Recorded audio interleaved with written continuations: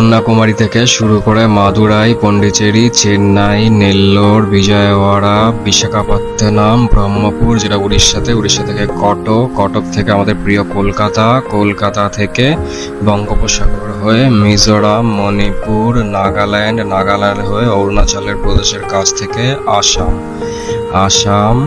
শিলিগুড়ি, শিলিগুড়ি থেকে ক্রস করে শিলিগুড়ি নেপালের বর্ডারের পাশ থেকে আমরা চলে গেলাম ইউপি, কানপুর, বরেলি,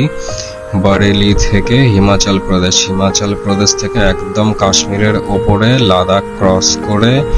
একদম পাকিস্তানের কাছাকাছি আমরা চলে গেছি। এখান থেকে আমরা চলে গেলাম জম্মু, জম্মু থেকে আবার ফিরে এসে পাঞ্জাব, পাঞ্জাব থেকে রাজস্থান, রাজস্থান থেকে আমরা ক্রস করে চলে গেলাম গুজরাটের জামনগরে,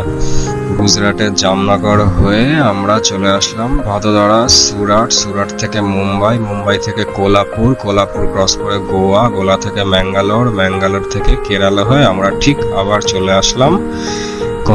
এইভাবে আমরা পুরো ভারতের বর্ডার হয়ে আমরা কন্যাকুমারী থেকে শুরু করে সেই কন্যাকুমারীতে ফিরে আসলাম।